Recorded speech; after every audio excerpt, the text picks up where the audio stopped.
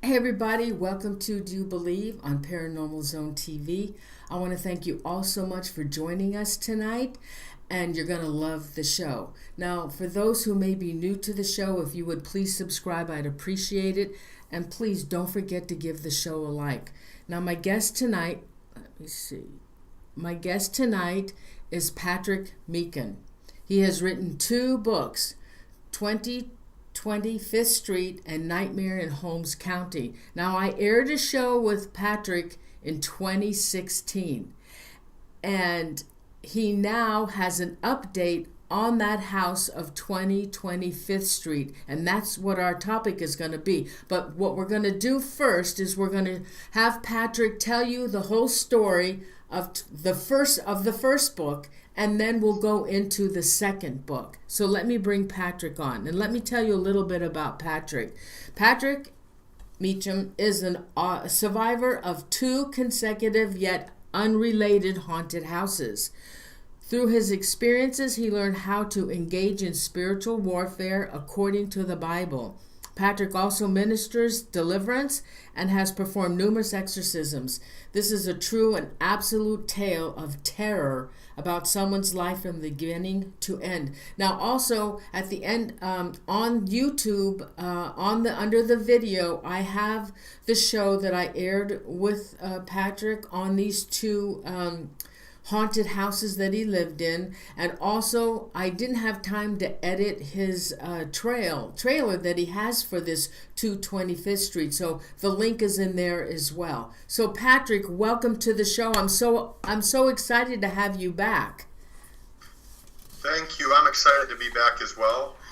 Last show went very well, and there's a lot of new information to share. So thank you very much for having me on the program again. Oh, I'm really excited about hearing the new information.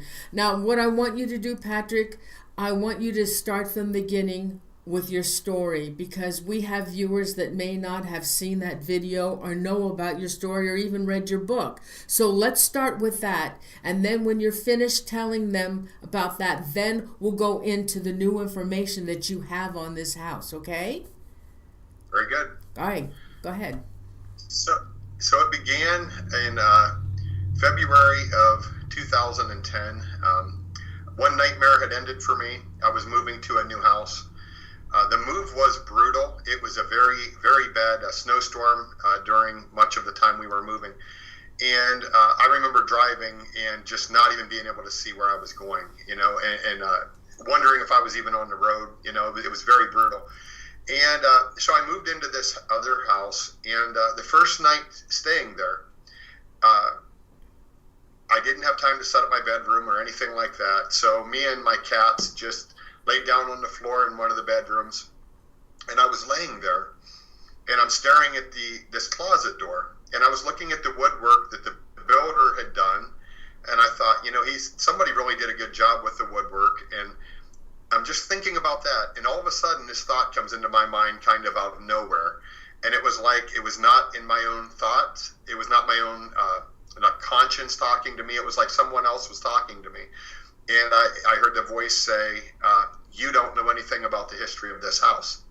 And then I thought to myself, that's true. I don't know anything about the history of this house. So I said, not knowing anything, I just said a spiritual warfare type of prayer that I had learned to pray in my previous haunted house. And just basically kind of generic said, I renounce anything evil that's happened in this house. I renounce the sins that have happened in this house in Jesus' name. And just kind of went to sleep. And as time wore on, strange things began to happen in the house. Now, this house is the address of this house is the title of the book, and it is 225th Street. And so I'm living at 225th Street, and it's very subtle at first. Things like I'm getting there's a huge detached garage beside the house. You could fit two RVs in, probably two tour buses in that garage. It was so big. And then there's another smaller garage behind the house, plus an attached garage beside the house.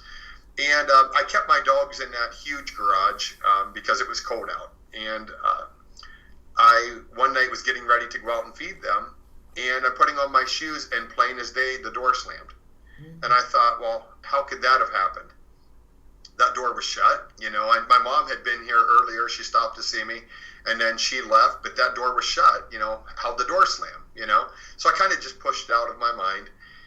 And just strange things continued to happen. I started noticing very strange things, like at night when I would be getting ready to go to bed, I would be going around the house locking the doors, and I would go through the living room and I would start to go up the staircase, and without fail, I would have this very eerie feeling of being watched. I would stop, I would turn around and look over my shoulder and look across the living room, and this thought would always come into my mind that I felt like I was in a funeral home after hours. That was the exact thought that would always enter my mind. And then I would even think of a funeral home that I was familiar with, and I would think, I feel like I'm in that funeral home after hours, Well, then, a few days after I moved in, I came home from work, and I lived alone with my cats, and I had 2 dogs that were living out in the big garage outside. And I went upstairs to my bedroom, and I opened the door, and my bed was sitting at a strange angle, different than how I had left it. So I thought, well, that's really weird. How did my bed get moved? My cats did not move my bed. So I convinced myself that, when I moved in, there were some updates that were needed in the house. And I hired a cousin to come, and he was an electrician, and he was doing some of the updates for me. So he had actually worked on my bedroom, the first, right off the bat. As soon as I moved in, he went in and did the work he needed to do. So, even though this was approximately a week later, I convinced myself that he must have come back and checked his work in this room and moved my bed and forgot to put it back. That has to be it. There's no way there's anything going on in this house, paranormal. And I straightened the bed. I went to bed. And when I shut my eyes to sleep, I believe I had what would be called a vision. It was not like a dream. I was awake, but it was like I was suddenly outside my bedroom door looking down the staircase, and I could see a hooded figure coming up the stairs. Now, by hooded figure, I'm talking, it looks like a person wearing a hooded black cloak, and I could see the thing's face. It looked like an old man. He looked thin. He had a creepy grin on his face. He was somewhat round-shouldered, like he was hunched slightly. And he had a complexion like he was dead. He looked like how a body in a casket looks. And I opened my eyes, and I thought, what in the world was that? And every time I shut my eyes, there it was again. And I thought, I'm not scared. I'm sure my cousin moved my bed. I'll ask him tomorrow. He'll tell me he did it. There's nothing to be afraid of. I'm not scared. So why is my mind conjuring up these scary images? But these images were not like anything I had seen. They were not like your normal thought process. When you picture something in your mind, you do not see razor sharp definition in that image. Patrick, what I was seeing was crystal clear. May I ask you a question? It does look like a funeral home. Did you ever research the house from previous owners? Yes. That's what the book is about. Okay. That research. Okay. But the house was always a house for residents. Yes. Okay. It was built in 1924, and the original owner actually built the house himself. Strangely enough, as I was doing more research recently, I found that, for some strange reason, I guess the news was slow one day, and there was an article in the local newspaper in 1924 announcing that the builder was going to be building this house. It was one paragraph long, kind of a strange thing to be newsworthy, I think, but there it was in the newspaper from 1924. So, when I had this vision, though, it kept coming back, and I saw plain as day what the person looked like that I was seeing in this vision, this hooded figure. I could see its face. And after this happened several times, every time I shut my eyes, there it was again. And after several times, I said a spiritual warfare prayer again. I said, in Jesus' name, I bind any sin, or I renounce any sin that's happened in this house, and I bind any demons in Jesus' name. And when I said that, when I shut my eyes, the visions were gone. So, I went to sleep. I did tell 4 people about that experience. I told my mother, my best friend, and the girl I was dating at the time, and her oldest son. And every time I told the story, I said, I'm sure there's nothing to this, because, how could I have two haunted houses in a row? How could I move out of one right into another? What are the chances? That's almost impossible. And but I said, I'm sure there's nothing to this, but listen to what happened, and I would explain the situation and this strange vision I had. And a few days later, my cousin was there working again, and I was upstairs, and he started calling for me, like to come right away. And I heard water running, and I ran downstairs, and it was like it was raining in the living room. There was water pouring out the living room ceiling, and he said, I don't know what's going on. There has to be a pipe broken somewhere, So he ends up getting the water shut off. Thank goodness he was a good handyman. He knew how to do a little bit of everything. He ended up had to cut out the ceiling of the living room, and there had been a pipe that broke upstairs. The strange part was the fitting that broke had just been replaced, when the person I was buying the house from had work done on the house. They bought it. I was buying it from a realtor who bought it at a sheriff's sale and was flipping it. So he did a lot of improvements. Some of that involved plumbing. And so this fitting just breaks, and it's raining in the living room, So at that point, I actually said out loud, if I didn't know any better, I would swear something followed me from Holmes County. And, simple question, most people would say, well, what do you mean if you didn't know better? How do you know something didn't follow you? Well, number one, the situation in Holmes County ended. It was final. It was done. I moved on. That nightmare was over, okay? And the other thing was there was something very different about the feeling at 225th Street. It was different than what I experienced in Holmes County. But a few days after that, my cousin's there. Now he's got to fix all this. He's got to put up a new ceiling in the living room. There's a lot of work that needs done now. A lot of my belongings had, all kinds of, crud, water, plaster, everything all over my belongings, So it's a mess. And I started to tell my mother, if I didn't know any better, I would swear something followed me, or there's something not right in this house. There's no way I could live in two haunted houses consecutively, but something's not right here, and I confided that in her. And about a week after that, I think it was the following weekend, my neighbor came over. And in the book, I changed his name to Steve. He's a great guy, very nice guy. And he came over and introduced himself, and he went back home.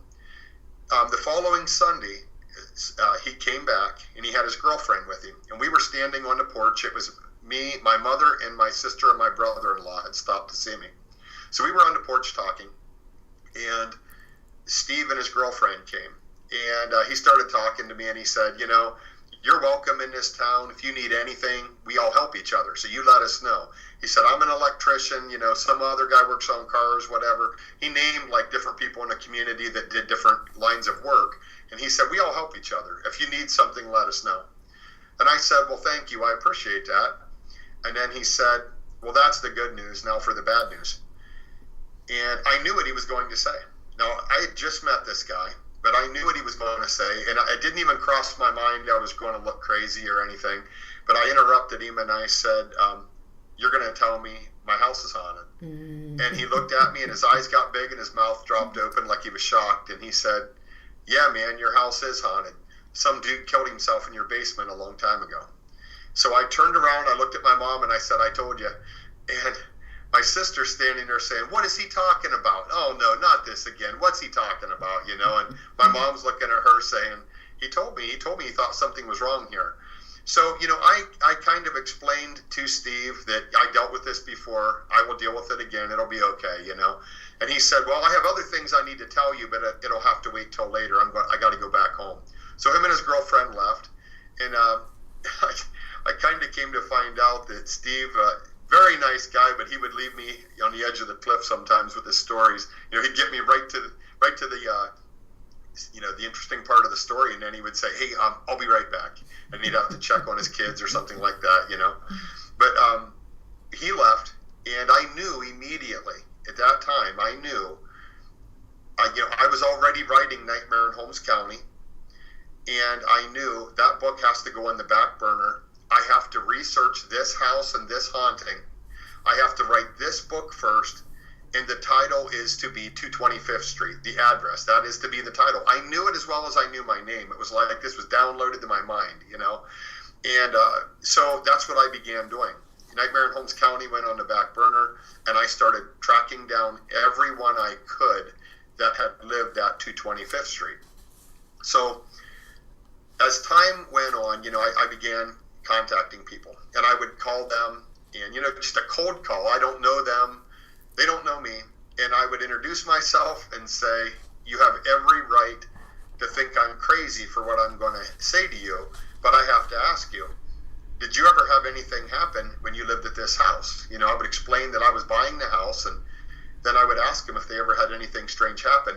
And pretty much without fail, they just went off into these stories. Yes, I had things happen. The house was haunted, you know, the same kind of stories over and over and over.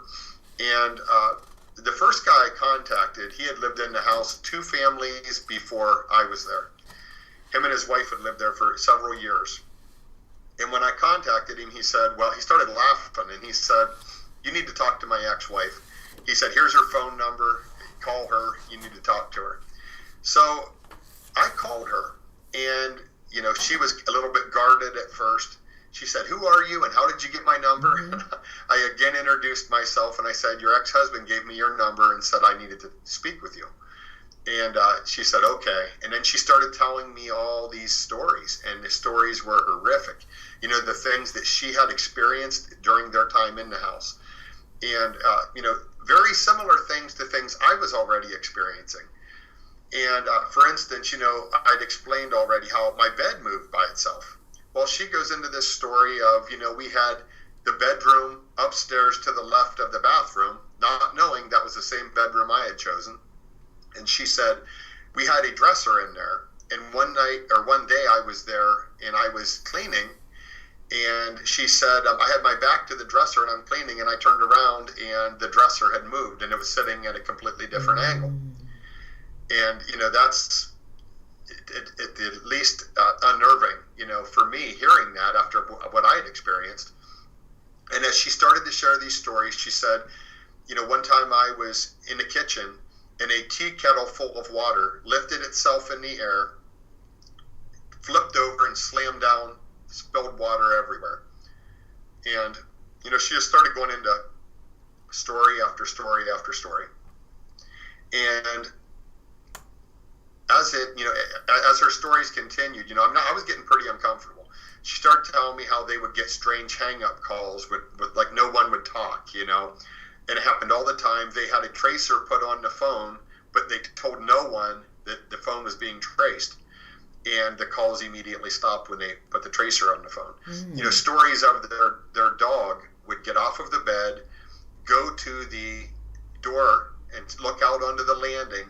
All its hair would stand on end, and it would growl and bark like it was, you know, very, very upset. So, you know, she's telling me these stories, and I said, do you know anything about a hooded figure? Because I'm thinking about this vision I had. When I said that, her voice got, I mean, you could tell she was very upset. And I said, what do you know about this hooded figure? And she said, you know, I can't believe you're bringing this up. She said, I would have dreams of that thing all the time. And she said, my dreams, it would always like come into the room and touch me, and whatever part of me it touched would disappear. She said, I don't know what that even means, but I had that dream over and over and over. Patrick? Yes. Can you explain more what this hooded person looked like? Did the hood was you didn't see a face? Did you see a face? I saw a face. No one else that ever encountered that ever saw the face. I did. And was it like a sweatshirt type hood, or was it a cloak? Did you see the body? Did it have a cloak? Yeah, it looked like something like from medieval times. I mean, it was like a long black full body cloak with the hood up. Like the hood was all part of the cloak. You could see no other, you know, I could see the hands, but I mean, you could see like no other clothing. It was, you know, all the way down to the feet with the hood up. like I said, I was able to see the face. Patrick, I've seen one as well, but I never saw the face. But go ahead with your story. That's really creepy. Go ahead. It's very creepy. Very creepy. Now, when you looked at this thing, what did it do? I'm going to be honest with you. It was coming up the stairs. In my vision, it was coming up the stairs. It had a sinister grin. It looked like an old man, and it was looking down with grinning, and it had like kind of round shouldered, and it was just like coming up the stairs. I will tell you, it never made eye contact with me in this vision, but I believe it was coming up the stairs to do something. But okay, so you saw him, but you said you didn't have eye contact. What happened then? Did he just disappear? Did you see him run off? What happened? No. Every time I would have the vision, I would shut my eyes. It was suddenly like I was outside my bedroom door looking down the stairs. When I would see that, I would open my eyes and it would be, I'm back in my bed. There's nothing there. And I would be like, man, what in the world was that? And I would shut my eyes. Boom, there I go again. I'm outside the door looking down the stairs. It was that same thing, just kept happening over and over and over until I prayed. Once I prayed, it stopped. Oh, interesting. So, well, the other interesting thing, I went back and I researched and researched and researched. And I believe that event with the vision occurred on March 1st, 2010. So as I researched further into the history of this house and the people that lived there before me and the suicide that I was told about, I found out that the suicide occurred March 1st, 1958. So I do not think that's a coincidence. I do believe that was something that was in that house that probably drove that man to kill himself, but also there were doors opened and it came through. And I believe that this other lady having these dreams where it would touch her and whatever part of her it touched would disappear, in my opinion, that points towards that being some sort of a spirit of death or suicide or something, which I think those spirits are heavily, closely linked, I'll say it like that. I think they're closely linked, but I think that makes sense why it would touch her and whatever part of her it touched was gone. One of the viewers want to know where the house is located. I know at this time I don't say the actual town, and the reason why is out of respect for the people that have been affected by this house, and there's still people living there now. What about the state? It's in Ohio, and I will tell you it's in Tuscarawas County. I did state that in the book. When I moved from Holmes County, I moved into Tuscarawas County.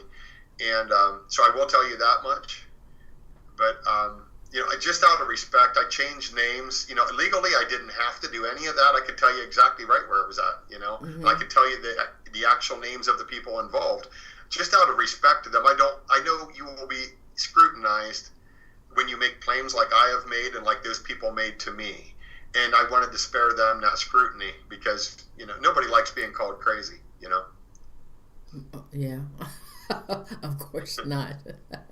So, the interesting part, I spoke to that lady. She told me her stories, and I said, well, if you think of anything else, and she told me, she said, one of the reasons her and her husband got a divorce, she said, was that she always had these experiences and he never took her serious. And it just caused so much division because she felt like she was alone in what she was going through.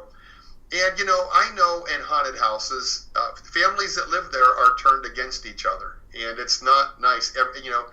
Demonic spirits know where everybody's weak because they study us. And they know where I'm weak, anybody else is weak, and that's what they're going to exploit. So I think that was going on in their family. And she was having the most experiences.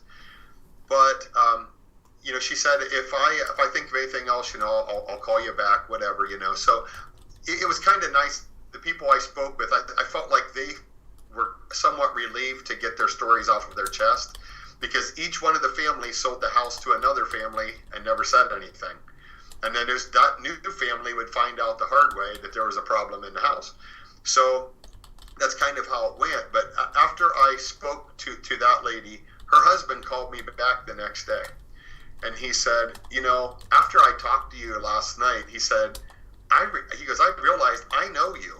He said, you know my brother. He said, I know exactly who you are. And he said, you're not crazy. I know who you are. And he said, I got to thinking after I realized who you are. And he said, I really think that I probably wrote off way too much in that house that I shouldn't have. And he started telling me stories about how their dog would react. He starts telling me the same stories. And, so that was kind of interesting. He started opening up then as well. But as time wore on, I contacted then the granddaughter of the individual who built the house and then later committed suicide in the basement. And she's an older lady now, very nice lady, very religious lady. And when I spoke to her, I introduced myself and, went through my whole, pitch at the beginning. I said, you have every right to think I'm crazy for what I'm going to ask you. But I said, I'm buying this house at 225th Street. And I said, I know you have a history there with your family. I said, did you ever have strange experiences there? Something to that effect, I said to her. And I'll never forget her voice. It was almost eerie the way she spoke when she answered me. And she said, why? What did you have happen? And I started to tell her some stories. And I told her about the hooded figure. And when she answered me, her voice was like cracking. It sounded like she was crying or about to cry. She seemed very upset. And she said, I can't believe you're saying these things to me.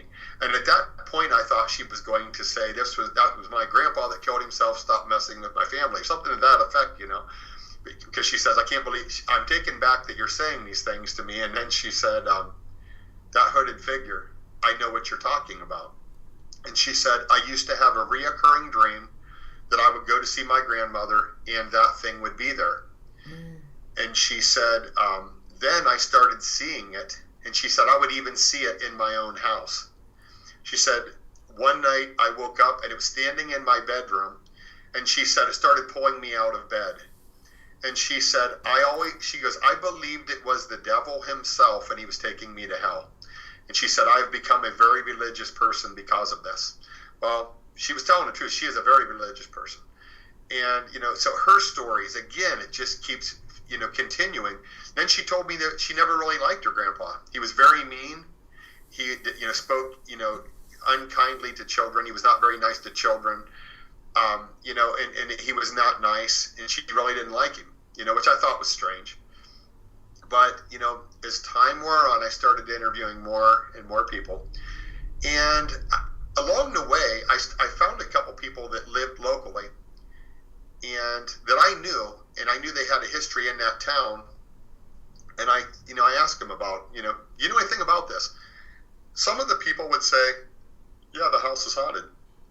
I've known that for a long time, Or, one individual talked to some people, like very old people in that town. And this was a guy I worked with, talked to these older men he knew.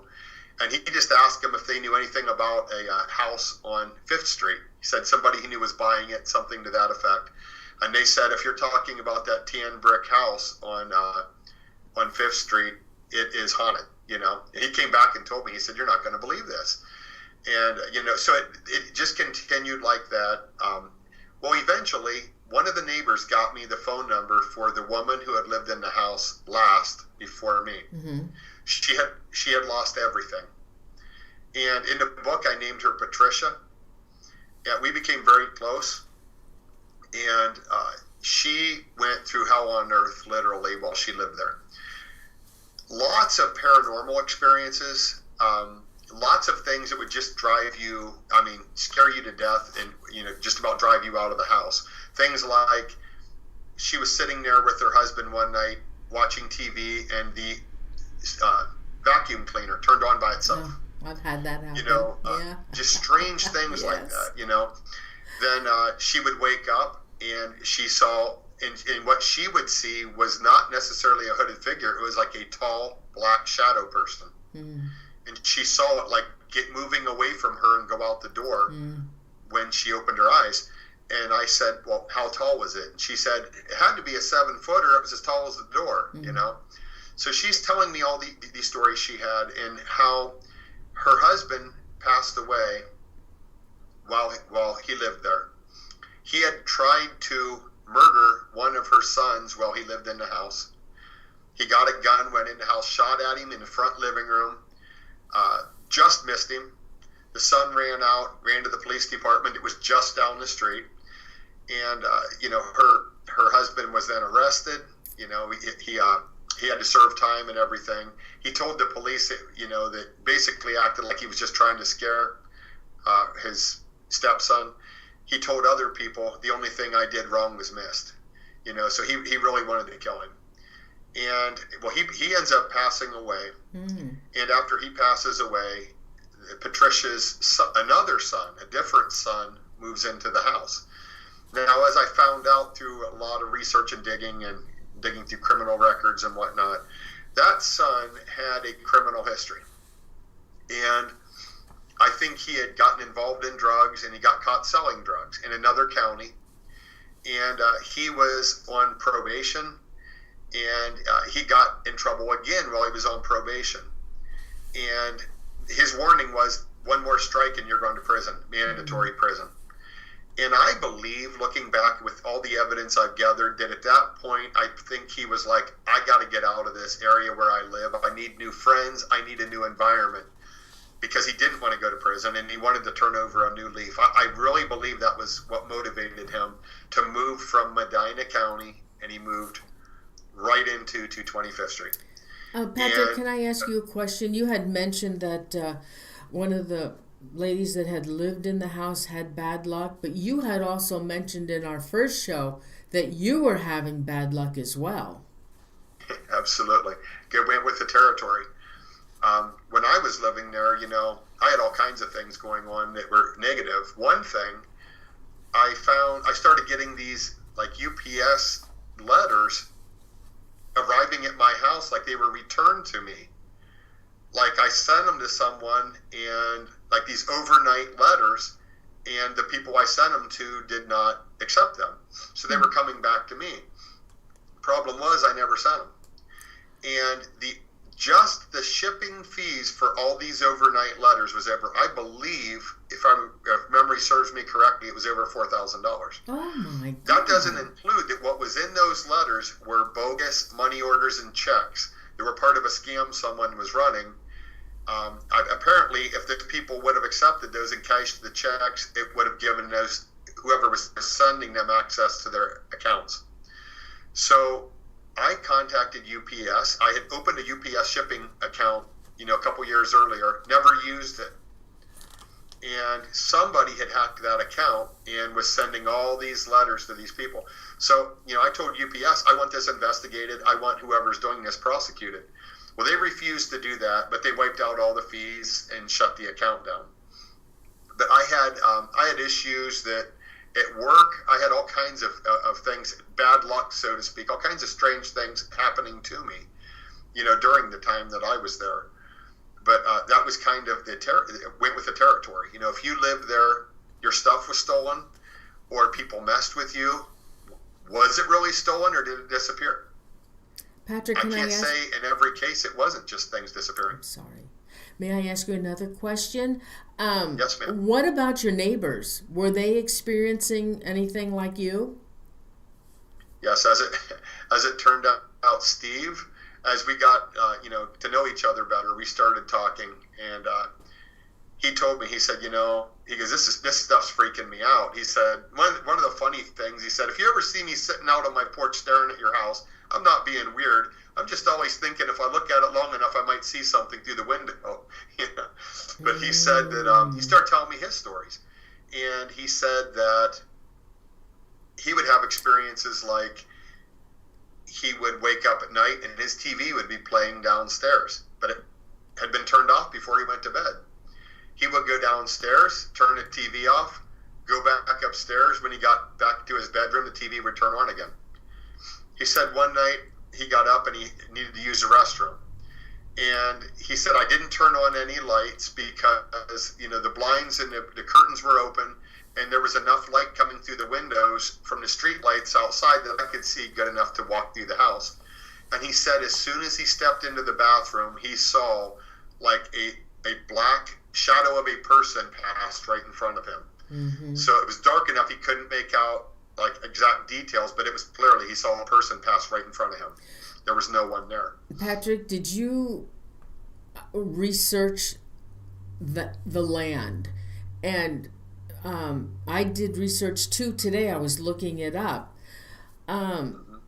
Ohio in the Midwest was Native American territory, and the county that you were in was considered that county is called Old Town in the American Indian language. It's Old Town, and the area that you were in, actually Ohio had many American Indian tribes. There were all kinds of them, but I think in your area was the Shahani tribe. So that land that you're on, that all these homes are built on, I imagine these homes are not like California, like tract homes. Each one was built individually and at different times. So that land, that area that you're in, because it was inhabited by Native Americans, usually that kind of land is really active. But there could have been other things going on. Maybe I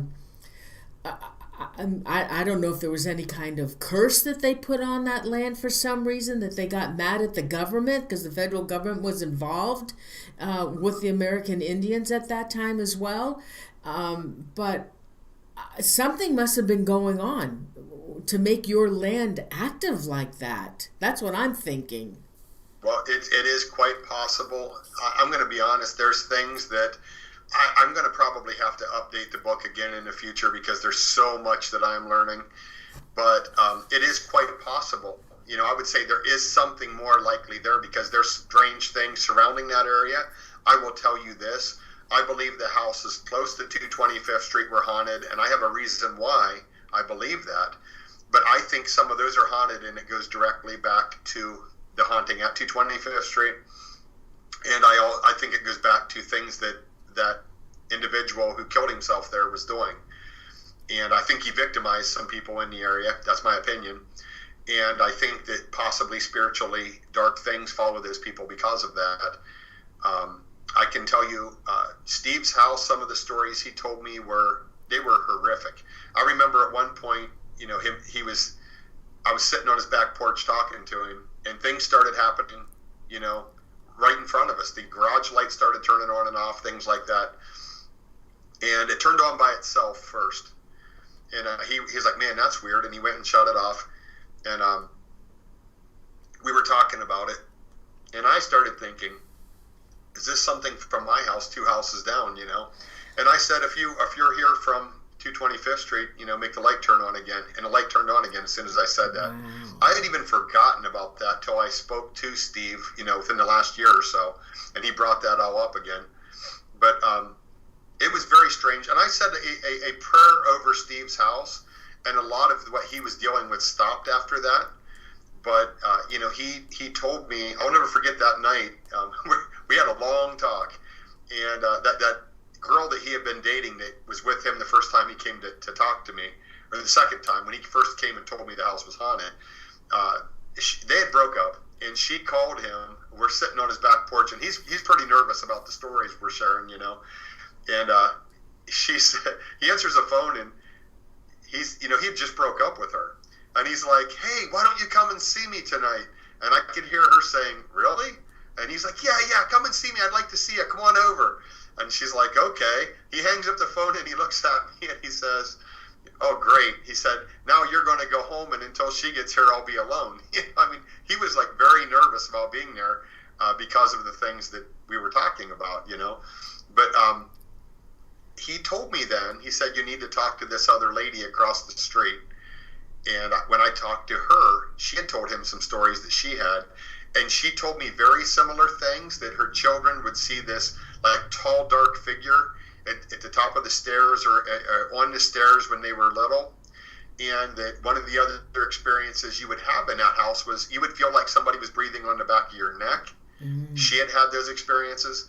You know, so there were things that were very much the same kind of problems and issues that were happening to people around that house as well. Patrick, I saw that somebody in, I didn't get their name because I don't really have time to read all these. They're flipping so fast.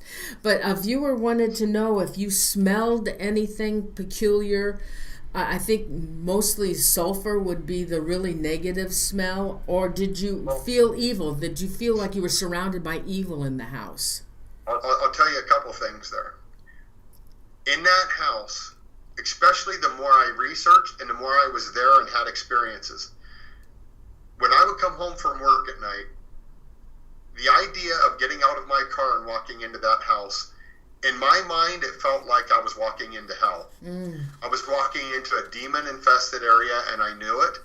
It was a very uncomfortable area. You felt the evil. You could feel it. So, yes, feelings like that, and there were many, many experiences that go in, in the book, I go into much more detail about it. Very negative. I will tell you, another thing in haunted houses a lot of times is a smell of smoke, cigarette smoke, and there's nobody there smoking. And one night in particular, my mother stopped to see me, and and I always say it's funny, my buddies, I had friends that lifted weights that were tough guys, they weren't afraid of anybody, but they wouldn't stay in that house with me, so they were like, you're on your own on this one, So sometimes my mother would say, hey, I'm going to come over and I'm just going to stay downstairs and I'll watch TV and read my Bible tonight, and I'm just going to stay there so you're not by yourself, which was pretty nice, And my mother's a prayer warrior. She prays constantly, reads her Bible, pretty much constantly. So one night she is there, and I'm upstairs and I can hear her talking very loudly and forcefully. So I go downstairs and she is rebuking something in Jesus' name. And I walk down and I said, what's going on? And she said, you don't hear that? When I stopped, I heard, it sounded like almost like when a bowling ball rolls down the alley. Oh. It was a sound like that, but it was inside the wall. Oh my. And she said, it started in that wall, now it's in this wall. It was moving through different walls on opposite sides of the room.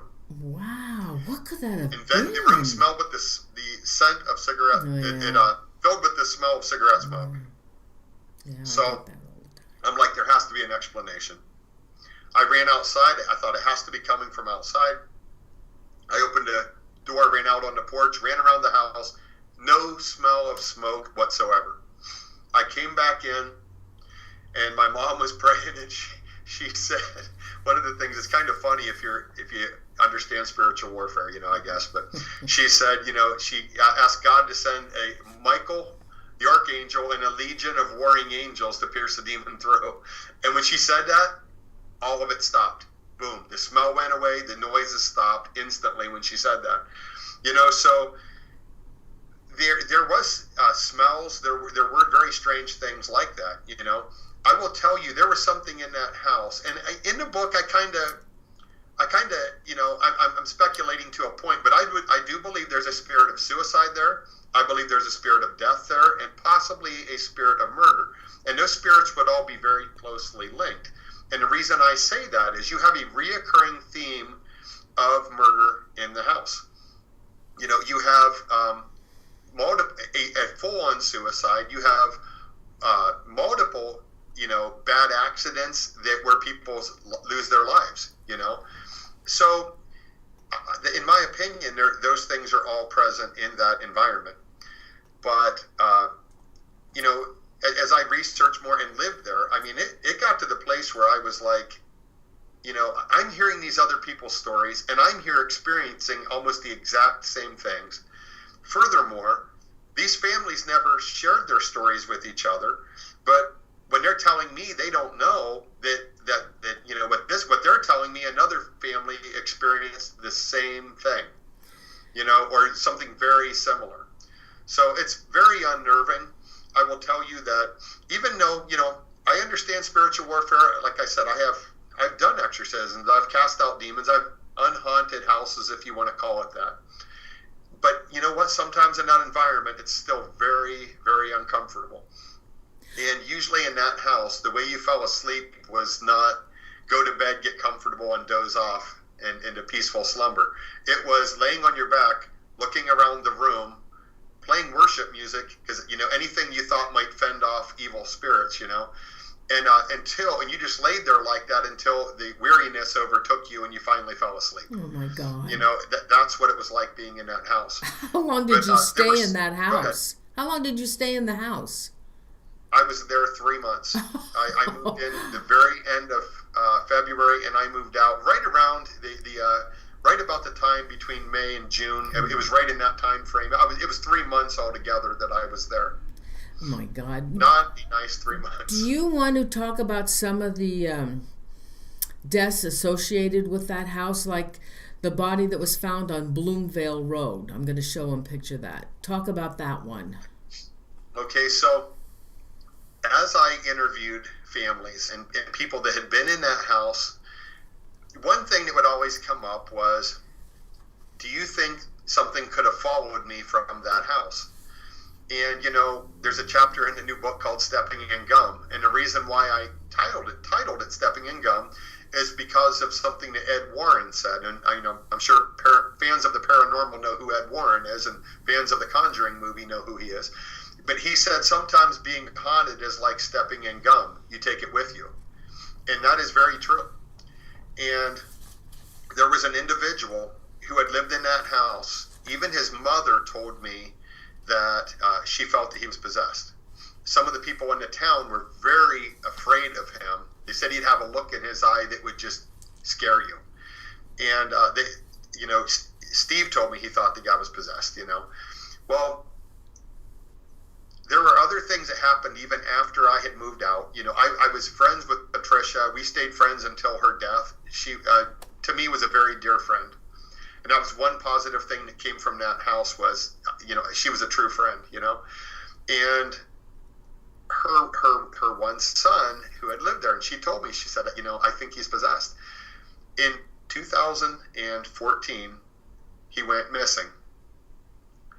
And he lived in Worcester, Ohio. And he just stops contacting Patricia. He's gone. Nobody knows where he's at. He's not calling anybody. He's not coming to see her. So she did a missing persons report with the police department. And as it turns out, he is eventually, now there's a lot of details in there I'm leaving out, but he is eventually found in Manning, South Carolina, and he is found in a ditch, dead. Okay, he was in the ditch approximately dead for 5 days before his body was found. And when his body was found, someone was riding a horse down the road, and because they're on a horse, they're setting up higher. They saw his back sticking out of the water, so they called the authorities. So, as I'm, found out about this, I talked to Patricia about it, and she said, Pat, this does not make sense. Nothing about this makes sense. She said, I think he was murdered. She said, they're saying that he wasn't murdered, and they don't even know why what killed him. And, these stories sound pretty crazy. Some of the things Patricia told me sounded crazy, like she had to be making them up. The problem is, every single thing she ever told me that I could verify, it checked out to be exactly the way she told me. She always told me the truth, even though her stories were horrific. And, she told me that, he disappeared. They found him down there. No cause of death, but they're saying he wasn't murdered, So I contacted the coroner's office. And I said, I would like to FOIA, meaning use the Freedom of Information Act, to request all the records, the autopsy report, death certificate, everything related to this case. And the coroner's office said, in Ohio, you could do that, but you can't in South Carolina because everything after death is still part of his medical records. Therefore, we can't release it to you. But they said, we'll talk to you. What do you want to know? We'll answer your questions. I said, okay, what killed him? And they said, the assistant to the coroner said, we don't know. She said, this is a very weird case. She said, we have no idea why he died. And I said, did he have drugs in his system? She said, a little bit of caffeine and a little bit of alcohol, not enough to do anything. Well, the issue with the alcohol is his body was decomposing laying in a ditch submerged in water for 5 days. You will, as your body decomposes and starts breaking down and decaying, you will have alcohol in your system that you did not consume. It's because your body's breaking down. So he had a little bit of caffeine. He probably drank a cup of coffee that day. He wasn't using drugs. He wasn't drinking, going overboard drinking. There's no explanation for his death, but they ruled that he was not killed. So, very strange situation. In the book, I point out that there's some very strange similarities between this case and a lot of the missing 411 cases that David Paulides covers in his books, Missing 411. This guy went missing. His cell phone somehow got separated from him. His cell phone is somewhere else. While he's still alive, it's found in a Hardee's restaurant, but he never came back for it. And then he's found dead. No cause of death able to be determined. It's a very, very strange similarities to a lot of the missing 411 cases, which, in my opinion, there's a demonic origin to those cases. I do believe that. Again, nobody really knows what's happening there, but people are disappearing and being found dead, in very strange circumstances. Yes. So it is strange. There's a similarity between his death and those, those other cases. I will tell you another strange thing that is in this book. Okay, as I mentioned earlier, my mother is a very devout Christian. She has, helped me with exorcisms, with unhaunting houses. She knows her Bible inside and out, prays constantly. And now I'm saying that to make a point. She stayed in that house with me many nights because, just for the sake of being nice, so I didn't have to stay there by myself. She'd stay downstairs and read her Bible and watch Christian TV or whatever. And she would always said, from that time, she always said, I would be sitting there reading my Bible, and I would feel air start blowing on the left side of my face, like somebody was breathing on me. And she said, and I would just start rebuking it. But she goes, it happened, multiple times, and it was, she didn't like it at all. And, I knew that story. She had told me that story and maintained that story from 2010 on, Well, on Mother's Day, 2014, I'm at my mother's house, and me and my mother, my sister, and my brother-in-law are all talking. My mother at that point, she is having issues where you can barely even hear her voice. She is very hoarse. She has been having all kinds of sinus problems. Going back several years, she had even had surgery to try to correct the sinus problems. It never helped. So on this day, on Mother's Day, her voice is just very quiet and extremely raspy. And she mentions again how, I'll never forget, I would be sitting up in that house reading my Bible, and it would feel like something was breathing right on the left side of my face. And I believe it was the left side. I'm pretty sure it was the left side, she would always say.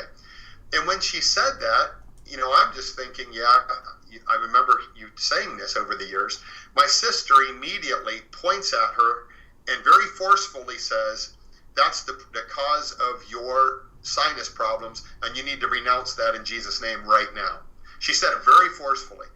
And when she said it, I was thinking, that sounds crazy, but I suppose it's possible, but that never occurred to me, And my mom looks at me and she said, well, will you pray for me? And I said, sure, it's not going to hurt anything to pray for you. So we got anointing oil.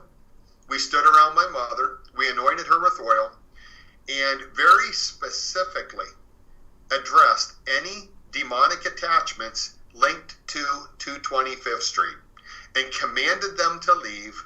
I sever your attachments from her. You have no legal right here. You will leave. You will leave now in Jesus' name. That's the way we addressed this. We anointed her in the name of the Father, Son, and Holy Spirit. And then we prayed over her. And then I said, okay, I got to get home. I got to get going here. So, I'll call you when I get back in town. She lives out in the country. She does not have good cell phone reception. So I left. I drove into the next town, which is New Philadelphia. When I got in town, I called her. And she answered the phone. Her voice was completely normal. So we're talking less than 20 minutes after we prayed over her. I called her. Her voice was completely normal. And I said, Mom, your voice is completely normal. You're not even sounding hoarse anymore. And she said, I know. She said, the Lord touched me. And she said, when you were praying, I could feel it happening. Wow. And I I said, well, man, that's awesome. I can't believe that. I mean, I of all people should have no trouble believing that, but that's crazy, you know? Yeah. Well, as it turned out, that was Mother's Day, 2014. This gentleman who died and was found in a ditch in Manning, South Carolina, it was determined that he died Mother's Day 2014 in Manning, South Carolina. No. Now, that is either one massive coincidence, or it's possible when those demons were, unattached from my mother, they were reassigned to someone else from that house. That sounds crazy, but those things do happen. When you engage in exorcism and spiritual warfare, people that really engage in those things know this. Demons will be reassigned, and they will go after others. So that's a huge coincidence. Okay, what about the man who dies from suicide? What is he also a former resident of that house? Yeah, so that, I knew when I wrote the original version of 225th Street in 2011, it came out, I knew then there were some strange issues with the house and with the suicide and with that individual, but I had all these notes from interviewing people, and I just hung on to them. Some of them I didn't know. There were strange little details that I never really knew were relevant, so they didn't go in the first edition of the book. Well, as I started researching more and digging when I was writing the second edition, I found out a lot more about him. But the suicide itself is even stranger than I originally knew. Okay, so March 1st, 1958, he goes to the basement, goes to the root cellar with a .22 hunting rifle, shoots himself in the head, falls down on the floor. His family calls the sheriff's department, and they said, well, he shot himself, he's dead, he's in the root cellar where he killed himself. They send a deputy named Deputy Bainter. Deputy Bainter responds to the house, and he says, yep, the family was right, he's dead. He calls the coroner. The coroner arrives and goes down and checks the body and says, he's not dead. So he laid on the floor for, an extended period of time with a gunshot wound to the head and a beating heart. So as you can imagine, he bled a lot on that floor, which was an old brick floor. And he was rushed to the hospital in, not an ambulance in those days, a hearse, because the hearses were also the ambulances. So the local funeral home came and took him out of the basement, rushed him to the hospital where he later died, later that day. Okay, very strange that the family just assumed he was dead and let him lay there for, an hour and a half or longer bleeding. I found other very strange details that the date that he committed suicide is very suspicious as well. But I think, as I went back and I researched, there were little strange clues that never really made sense to me. And I was pretty honest about that in the first edition of the book. I don't know what this means, but it seems like there's something to this. One of them was the feeling of, feeling like I was in a funeral home. I find it very strange that I would feel like I was in a funeral home and then come to find out that the day he committed suicide, it was the very funeral home that came and took him. It wasn't his body yet, it was him. He wasn't dead yet, but removed him from the house and rushed him to the hospital in a hearse. I find that to be a very strange coincidence. And I believe, again, that house's haunting is rooted in the suicide. I do believe that. But I think that's a very strange coincidence that I would feel like I was in a funeral home. And specifically, that was the feeling that would always come to me. There were other strange things that, over the years, I always just thought, man, that's weird. But one was there was always a reoccurring problem with water in that house. As I stated earlier, it was raining in the living room. A pipe broke upstairs. It was literally raining in the living room. As I went back through other families, they would have things happen like a pipe broke in half out of the blue in the basement and flooded the basement. You know, and just strange things like this over and over and over. At one point, while the house was vacant, after the lady who lived there before me, Patricia, lost everything when she lived there. The house was vacant between the time that she lost it and it was sold in a sheriff's sale. Somebody that worked for the city was walking by the house one day and looked over and saw water pouring out the basement windows. Once again, a pipe broke, and it just so happened that the drains in the floor in the basement were clogged, something was put over the drains. And the water, therefore, didn't drain. It filled all the way up and was running out the basement windows. Well, I always thought that was a strange coincidence, you know. But as I did more research, something came to me that the guy who killed himself, it was like over and over and over, and anything in the newspaper about him dying or he shot himself or whatever, it would always say he was a steam shovel operator.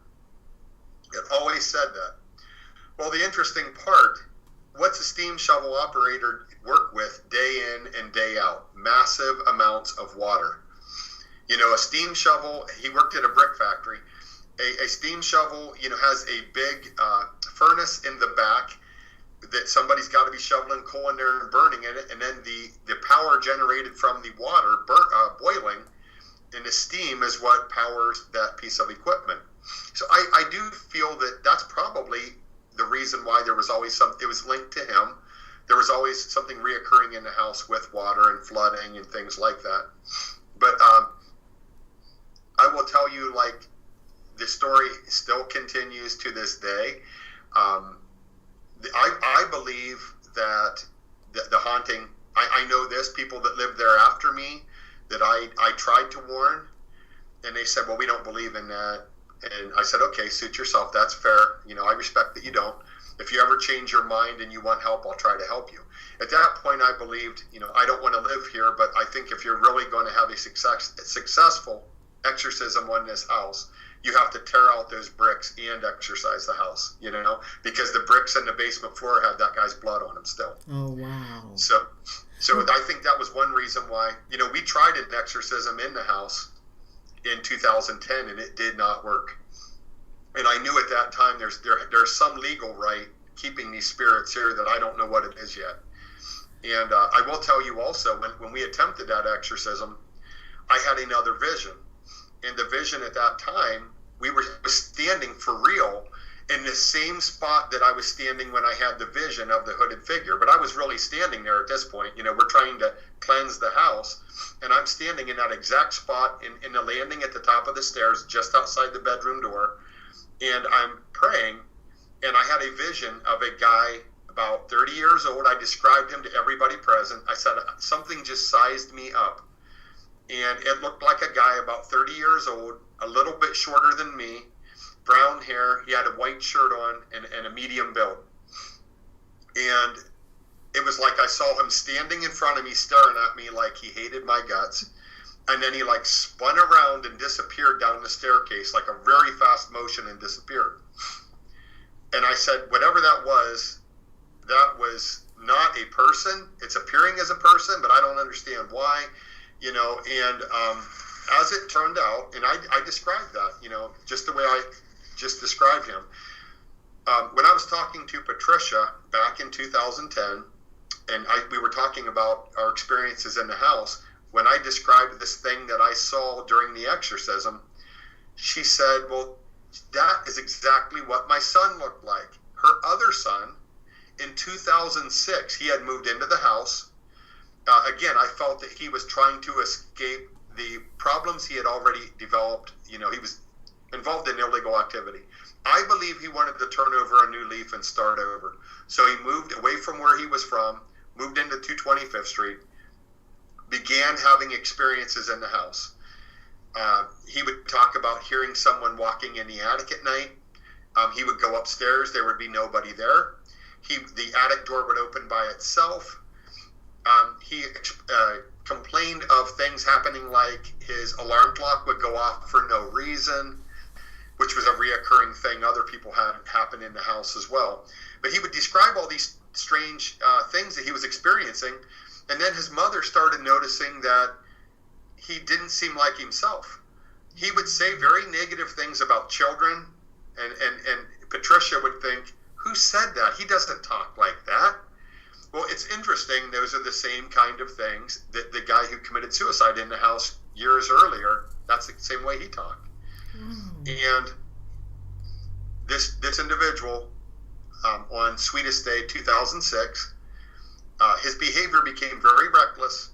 He went out and bought a motorcycle, and on Sweetest Day he was riding with some friends, and he was on a limited access road near Canton, Ohio. And so this road is safe to ride your motorcycle on because there's, it's closed. It's not, you're not going to have to worry about other traffic. But he kept trying to do wheelies. And his friends said, stop doing wheelies until you have modifications made to your motorcycle. They said, your motorcycle is not designed for that, and you will start tank slapping, which means when your wheel comes off the road, your handlebars are out of control. Whatever direction that wheel is facing, when you've come back down, you're going off the road. And crotch rockets, that's the kind of motorcycle he was on, accelerate exceptionally fast. So you're going to die. They took him aside and they said, stop doing wheelies till you have your motorcycle modified. He rode down to the other end of the road alone. They heard the motorcycle rev up. It took off. They heard a loud crash. They ran down there. He was laying in the ditch dead. So, the strange thing, at that time I always thought, just what those people thought. Well, he was reckless. I always wondered, did he, was he influenced by something in the house that caused him to be careless? Is that what happened? And I think that's very likely, but he was thrown at a substantial distance off of his motorcycle, landed on boulders in a creek beside the road. His mother told me, she said he broke nearly every bone in his body and was nearly decapitated.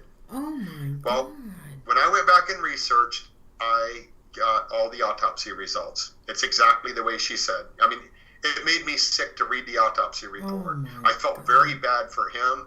I felt so bad for his mother. And as time wore on, I was like, I'm not sure that he actually did do this. It's probably most likely that he was careless. But after being given a stern warning, why would he do that? And, if you fast forward then, last year, another individual who had lived in the house after me, that his family had been warned, this individual, after moving out of the house, had a similar, very strange, freak accident on his motorcycle, where he went over a jump. He was actually riding safely. He was on a track on a dirt bike. While he's in midair, his throttle sticks wide open. So he has no choice. When he comes down, when he lands, he's going full speed and he can't do anything about it. He crashed. He got thrown into several trees, broke 21 bones, almost died. And it's like, okay, how many of these things have to happen that are so similar before they're not coincidences anymore? You have two motorcycle crashes, and it made me wonder when the second one happened. I was like, did the other guy actually act recklessly, or did something else take over the motorcycle and cause the crash? Now that sounds crazy, but something similar happened to this other individual. And then I thought back to Patricia having a story that was in the first edition of the book, where she was driving her car down the road, and she said something took over the steering wheel, pulled the car sharply to the right. She almost hit a girl who was walking along the road, and she said it felt like the wheel was locked. She said, I could not pull it back onto the road, and she said, I was thinking, what in the world? I don't drive like this. That's the way she explained the situation. But you have these repeat things of freak accidents. In some cases, it certainly seems that something else was involved. Patrick, then these deaths happened to people that were living in the house at that time, or had they moved on and then these incidents happened? Both. Some of the deaths, okay, I'll give you an example. The first death on a motorcycle in 2006, he was living in the house, okay? his stepfather died while he lived in the house. His stepfather had attempted to murder his brother while inside that house. Okay, then the second motorcycle accident happened to someone after they moved out. And again, that's why I stated, it's like stepping in gum. You can take a haunting with you. And certainly if my mother could have an attachment that she was not even aware of, and being a very spiritual person, prays all the time, but didn't know it was there. Certainly someone who is not a praying person, who's maybe not even thinking of it along those lines, would be even more vulnerable. So you have the death of the individual who moved out of the house and then went missing. A few years later, went missing and was found dead several states away under very strange circumstances. There was another incident in the house where Patricia, this was after her youngest son had passed away, and his fiance still lived there with Patricia. And she came home one day and she said, "Are you painting something?" Well, Patricia was on oxygen. She had bad health, and so she didn't smell anything. But her son's fiance comes home and says, "I smell fumes. Are you painting?" And she said, "No, I'm not painting anything." So this girl goes through the house looking for the source of this smell. She finds down in the basement underneath the stairs, there is a gas pipe with a valve. Somebody went into the house, opened the valve, filled the house full of gas. Oh my God. If they lit a match, it would have blown the house sky high. In reality, if the gas basically got the content of the gas was thick enough in the air, you could turn on a light switch and blow up the house. There is a spark that happens inside a light switch when you flip the light switch. So that could have actually killed her and Patricia. Patricia maintained that no one could have come in that house and done that without her knowing it. She had 2 golden retrievers at that time. She said there's no way they could have got past the dogs. There's no way I would have not known that somebody came in there and did that. So she did a police report, and she was always upset because she felt that the chief of police didn't take her serious. I think he thought she was crazy, to be honest. But she said, she did a police report. That's in one of the many police reports I have obtained from that house. And the police were called there many, many, many times. And keep in mind, this town's like Mayberry. It's a nice, quiet, peaceful town. But then, this one house, there's strange things that always seem to be happening there. Oh. So, that right there is, okay, who turned on the gas down there? And it was funny, after she told me about that, I went down into I was still living there. I went down in the basement and I looked underneath the stairs and there was no gas pipe. And I thought to myself, if I catch her in one lie, all of her stories I'm throwing out, because if I catch her in one lie, then I can't trust her. And why is there no gas pipe underneath these stairs? And she told me there was. So I called one of the other families that had lived there before she did. And I said, "Do you know anything about a gas pipe underneath the stairs?" And they said, "Yeah, there was a gas pipe under the stairs because we had a gas dryer down in the basement. And it was hooked up, the gas dryer was hooked to that valve. So there was definitely a gas pipe down there." Mm-hmm. So I said, okay. I called Patricia back and I said, "Patricia, you told me that whole story about the gas valve being open." And she said, "Yes." And I said, "Why isn't there a gas valve down underneath the stairs anymore?" And she said, "Because I had it removed after that. I wasn't using it. And somebody tried to kill me. I didn't even want that there anymore." So she paid someone to come in and cap off that pipe and shut it off. And there was no valve anymore. And that was just one of the many stories that Patricia had told me that checked out. They sounded crazy, but they then checked out to be true. All right, now you had said that other families in the neighborhood were also experiencing paranormal activity. Did they have the kind that you were having, where people that were associated to the houses at one time were dying or getting killed? No, it was that kind of activity was more linked directly to 25th Street. People that actually had lived in that environment. I will tell you that when I told Steve what Arlene had told me, or Patricia, had told me, Patricia had told me about the gas pipe underneath the stairs. When I told Steve that story, he his eyes got real big. He's like, "You've got to be kidding me." He said, "I can't believe this." He said, "That happened to me one time." He said that he was divorced at that time. And he said that when his wife was still with him, she had gone to traveled out of town for the weekend for her job. She had to travel. And he said, "I was there alone." And he said, somebody turned on the gas on the stove. And he said, "I thought maybe she was trying to bump me off." He said, but she swore, "No, I never touched that, you know." He said, that same thing happened to me. Oh, my God. His wife also would complain at a certain time every night. There would be a very loud, strange noise in that house. And he's 2 houses down from me. His wife repeatedly said that she would come downstairs and see a guy out of the corner of her eye standing in the corner. And when she looked, he wasn't there. You know, so he had a lot of stories. One time when they first moved into that house, him, his wife, and her sister were, you know, they were tired, they were moving, and they laid down on the floor and they were resting. And there was a ceiling fan in the room where they were resting. And he said the ceiling fan was on and it was spinning. He said all of a sudden it stopped spinning and started spinning in reverse. He said it was like a hand caught the blade and spun it back the opposite direction. No explanation for that, you know. So those were just some of his stories, you know. But I really do feel that the activity around that house, I believe, is linked to that house. I will tell you, there's things I can't share yet because I'm still investigating, and I don't want to say too much now. It's probably going to be in a future book. But in the second edition, I will tell it's in there, so I will tell you this part. And in June of 2020, I was driving home from work, and I'm driving down the interstate, and I got right to where you get off the interstate to go to that small town. Mm-hmm. Okay? Mm-hmm. So I'm right just north from that town. I'm just north of the exit to go to that town. And there's a slight curve in the freeway. And out of nowhere, I saw someone standing in the middle of the freeway. It's around 12:45 a.m. at this point.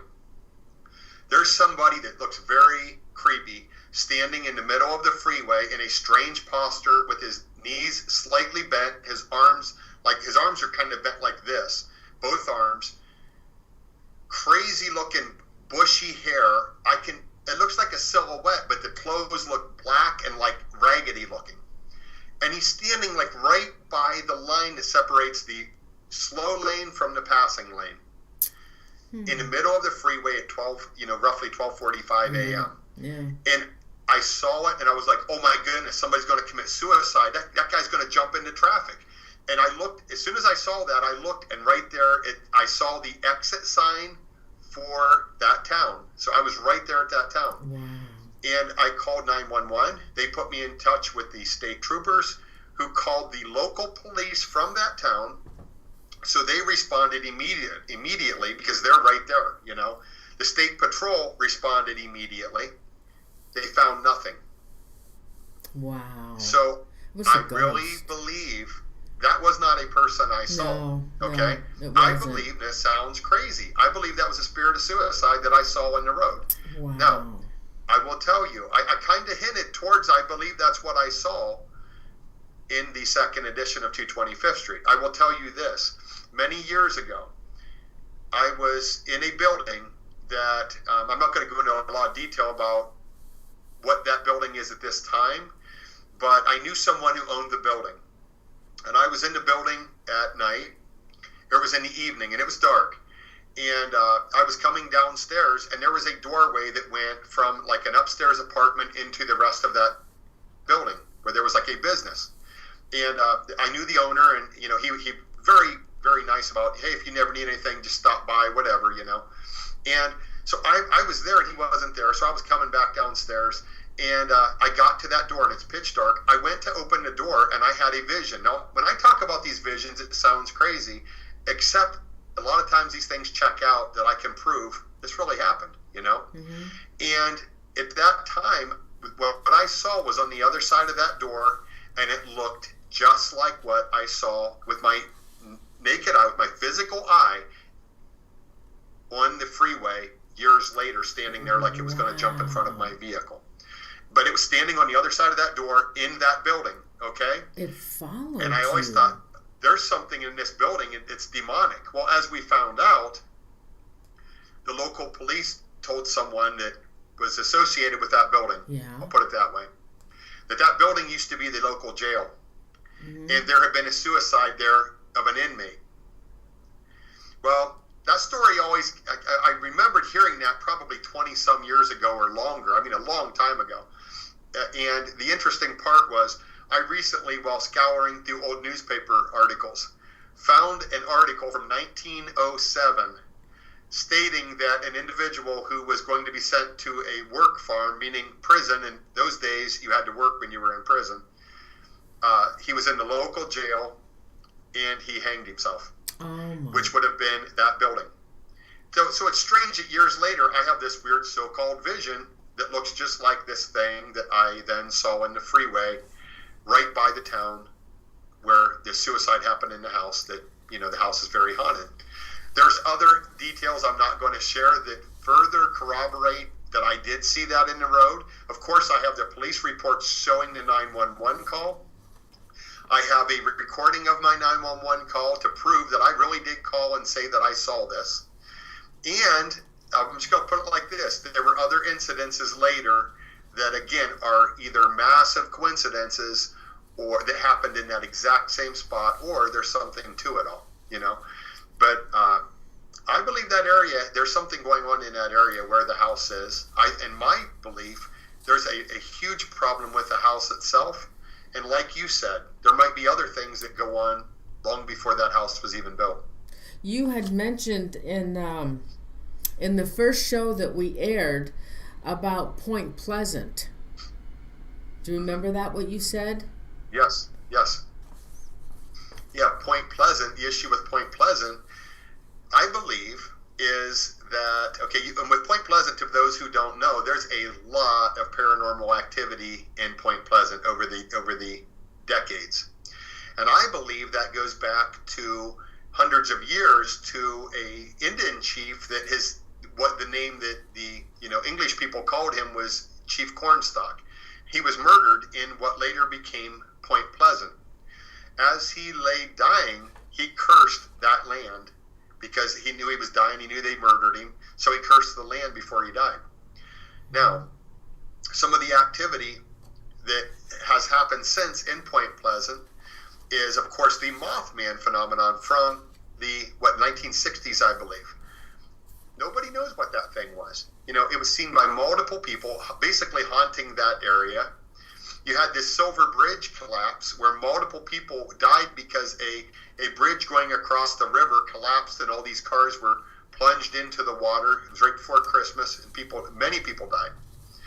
You have all kinds of mining accidents, all kinds of terrible activity in that area. Terrible tragedies over and over and over. Well, I believe that is all rooted in the curse of Chief Cornstalk. That's my opinion on that. I will tell you, if you read, Nightmare in Holmes County, I touched on the fact that the Indians were good at cursing things. If you doubt that, look up the 0-year curse, or the curse of Tecumseh, because Tecumseh, after the Indians lost at the Battle of Fallen Timbers, Tecumseh, there was a treaty, and that treaty then became the Greenville Treaty, which affected me greatly in Holmes County. That was a big problem for me in Holmes County. Well, Tecumseh cursed things, okay? He cursed William Henry Harrison, that when he became the great chief, that was his name for the president, that he would die in office, and every person elected in the 20th year after him would also die in office. Wow. Strange coincidence again. You go back and look at all the presidents that died, and William Henry Harrison was elected in a year ending in a 0. So obviously, anyone elected 20 years later, and 20 years later, and so on, would be in a year ending in a 0. Every one of those people, the presidents elected in the 20th year after him, died in office. William Henry Harrison died in office, and it went all the way up to 1980 with Ronald Reagan. Now, the difference with Ronald Reagan was that there were deliverance ministers who started recognizing this is for real, and they prayed over him. And Derek Prince, I believe, was one of them. He was a very well-known deliverance minister. I had heard before that Derek Prince was one of the ministers who prayed over Ronald Reagan and broke the curse. Well, this is how powerful curses can be. Ronald Reagan still got shot and almost died. Mm-hmm. George Bush Jr. almost died when a guy threw a hand grenade at him. It landed close enough it would have killed him, and it never went off. It should have gone off, and it didn't. There were still attempts made. So, that curse was broken, but obviously something still wanted it to be in place, But the Indians were very good at cursing. It's that simple,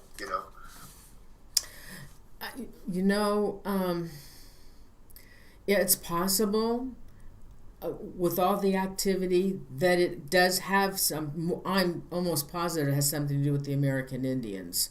But something happened, but there's something more to it.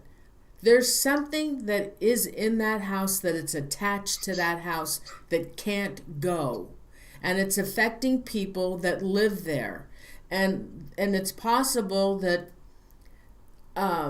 that attachment, that whatever is there, this evil thing that's there, is it's like a death thing, and it's ruining people's lives. It's causing them to commit suicide, to kill people, to get in accidents, and this is crazy. I mean, this is so paranormal and far out, but that thing could leave that house to do harm to other people because it feeds off of that.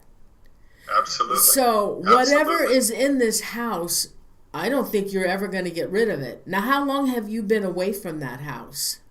I have been away from the house since I moved out in 2010. I was there 3 months. I will tell you, when I wrote the first edition of 225th Street, I had so much paranormal activity in my current house while I was writing that book, over and over and over. People who helped me with that book, they had activity in their houses when they helped me. The individual who edited 225th Street, the first edition, I sent him the file. He started to edit it. He just got into chapter 1. His son walked in and says, "Dad, can you give me a ride back to college?" It was a Sunday afternoon. He said, "Okay." Closes the computer or whatever, takes his son back to college, comes back an hour or two later. He can't wait to get editing because he always liked the Amityville Horror. He likes these kind of stories, and when we had talked, he said, "I think this story is even more fascinating." So he said he was just really excited to do the editing. He goes home, turns on or opens a computer back up, starts to try to edit, and the screen won't light up. It turns out every LED light in his laptop burned out at the same time. So his computer was ruined when he tried to edit the book. Okay, other people that proofread the book, they would have activity when they were proofreading it. The girl who created the cover had activity in their house when she was trying to edit the cover. People who interviewed me since that time and since, what I mean is, from 2011 on, people that interviewed me for that book had activity a lot of the time when they interviewed me or shortly thereafter. I was contacted in 2020 by Beyond the Fray Publishing, and they said, "Would you like to have your books published again by us?" And I said, "Yes, I'm interested, but I believe I need to continue and add some details, because I know that these both hauntings and both books, there's things that need to be added because it's continued." And they said, "I'm aware of new things, and they said, "Yeah, we agree. So, write the book with all the new activity as well." Okay. Pretty much as soon as they contacted me, I started having activity. Okay. I'll give you an example. I did an interview a few months ago, and I'm being interviewed on this program, and the guy who's interviewing me, he records 2 different tracks, one vocal track is just him. The other vocal track is just me. Then when he plays it all back and edits the show, the listeners hear both voices, Mm-hmm. Well,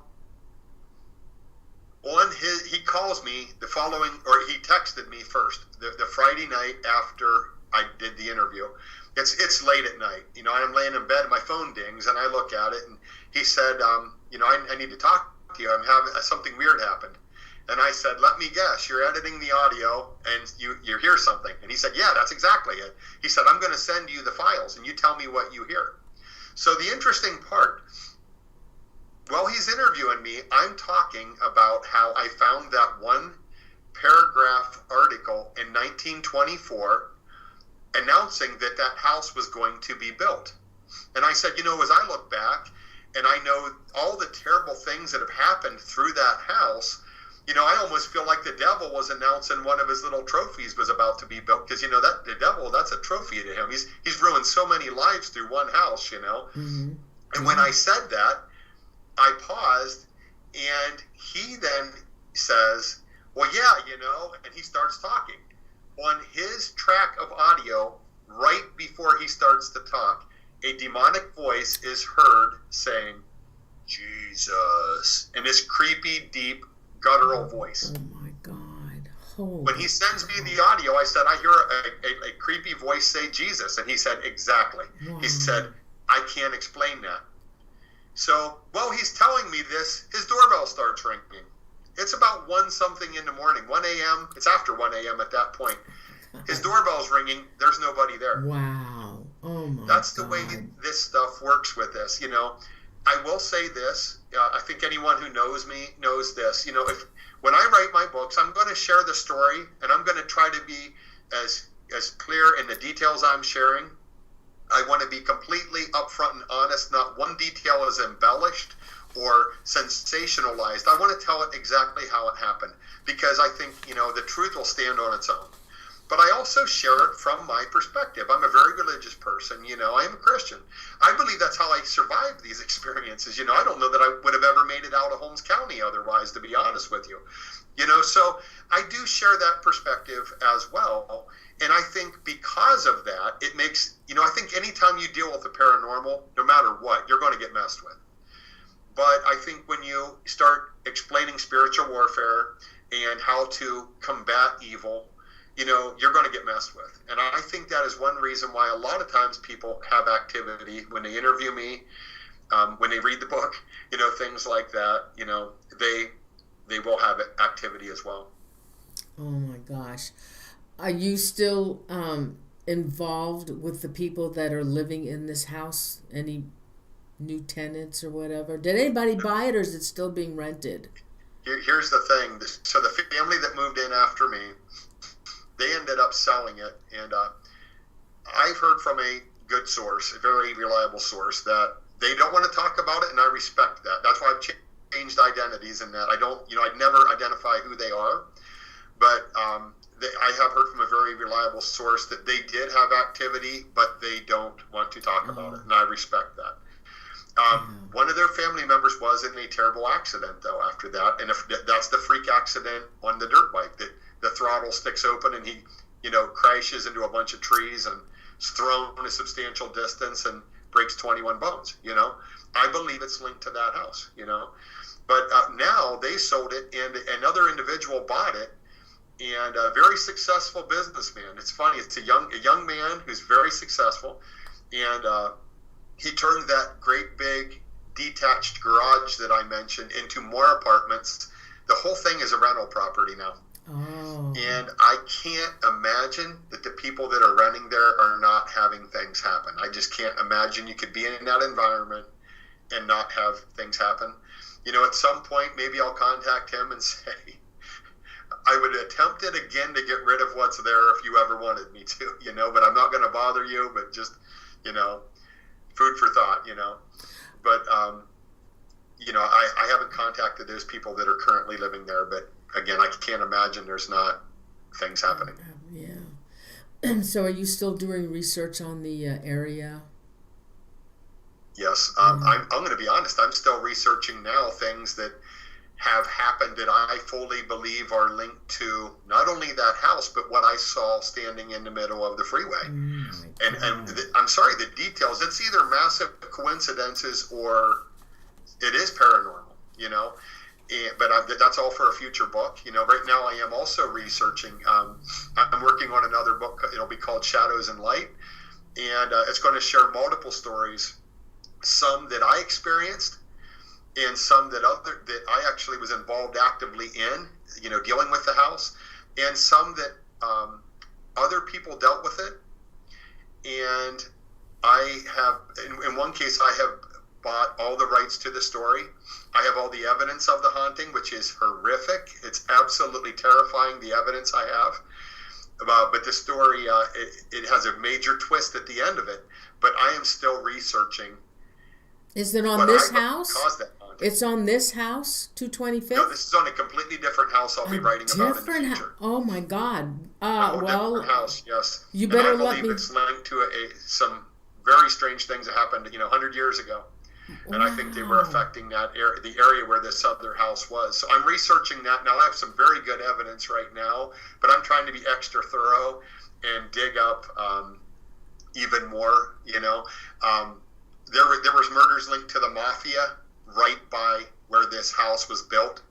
It was built about almost 100 years ago, but there's at least one murder that is 100 years old that happened right by that house. I think they're linked.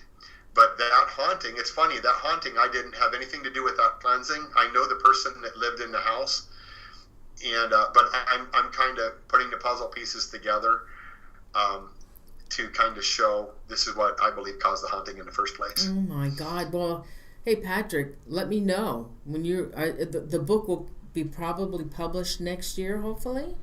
Yeah, I'm delayed in getting that done, to be honest, because I'm dealing with a lot of other things, and I'm still researching, multiple things at the same time. Basically, I would also like to make I'm preparing to make an actual documentary on 225th Street, possibly on Nightmare in Holmes County as well, and just show some of, tell the story and share a lot more evidence,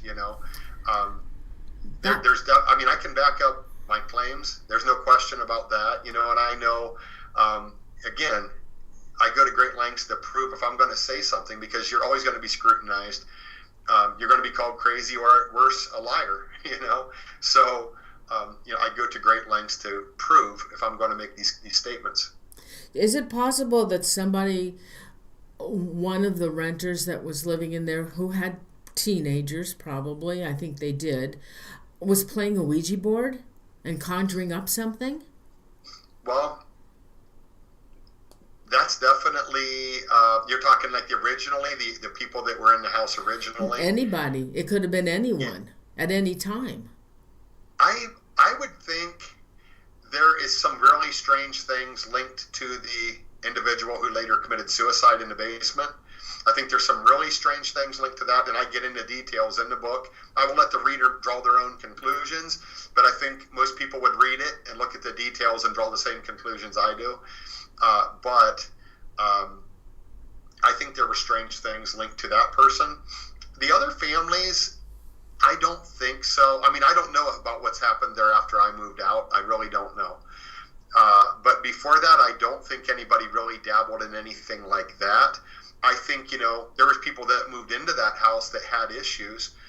And I'm not saying they weren't good people. I believe the guy who moved in, who was later killed in a motorcycle accident, I think he had a lot of open doors. I think he had dabbled in, drugs and things like that. And he had issues.